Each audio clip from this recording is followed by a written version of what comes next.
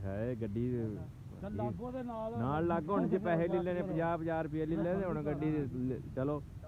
हाँ जी टाकी मारो पैसे काहदे दित्ते ने फौजी साहब ने गड्डी साफ करन लगे ने भाजी ਉਹਦੇ ਪੈਸੇ ਦਿੱਤੇ ਨੇ ਫੌਜੀ ਸਾਹਿਬ ਨੇ। ਘਰ ਹੁੰਦਾ ਉਹਨਾਂ ਦੀ ਕਰ ਤੂੰ ਕਰ ਦੇ, ਜ਼ਰੂਰੀ ਤੇ ਨਹੀਂ ਕਿ ਤੂੰ ਸਾਰੀ ਅੱਜ ਕਰਕੇ ਜਾਏਗਾ।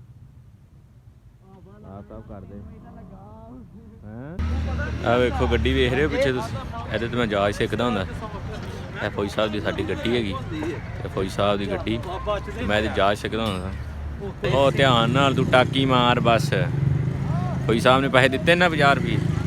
ਟਾਕੀ ਮਾਰ ਟਾਕੀ ਛੇਤੀ ਕਰ ਭਾਜੀ। ਇਹ ਟਾਕੀ ਮਾਰਦਾ ਪਿਆ ਤੇ ਫਿਰ ਵੀ ਜਿਹੜਾ ਨਾ ਕਰਦਾ ਪਿਆ ਜੇ ਚੈਮ ਗੋਈਆਂ ਕਿ ਮਤਲਬ ਹੈ ਪਿੱਛੇ।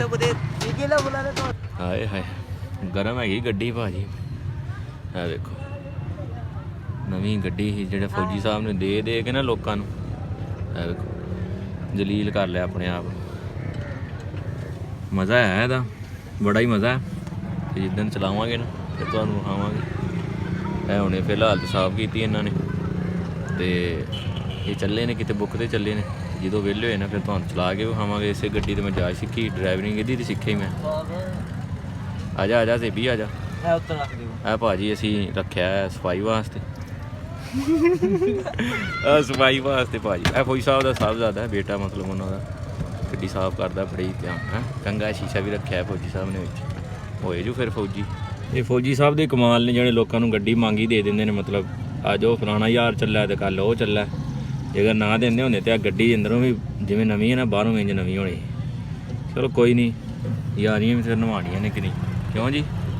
ਯਾਰੀਆਂ ਵੀ ਨਿਭਾਉਣੀਆਂ ਪੈਣੀਆਂ ਨੇ ਭਾਜੀ। ਇਹ ਗੱਡੀ ਬੜੀ ਕਮਾਲ ਦੀ ਗੱਡੀ ਹੈ। ਕਦੀ ਇਹਨੇ ਤੰਗ ਨਹੀਂ ਕੀਤਾ ਫੌਜੀ ਸਾਹਿਬ ਨੂੰ। ਇਹ ਵੇਖੋ ਕਿਉਂਕਿ ਫੌਜੀ ਸਾਹਿਬ ਨੇ ਕਦੀ ਵੀ ਤੰਗ ਨਹੀਂ ਕੀਤਾ। ਅੱਜ ਤੇ ਫੌਜੀ ਸਾਹਿਬ ਨੇ ਨਾ ਕਹਿ ਰਹੇ ਹਨ ਕਿ ਹਾਫਿਜ਼ ਮੈਂ ਅੱਜ ਤੇਰੇ ਜਨਾ 11,000 ਰੁਪਇਆ ਕਮਾਇਆ ਹਿਸਾਬ ਲਾ।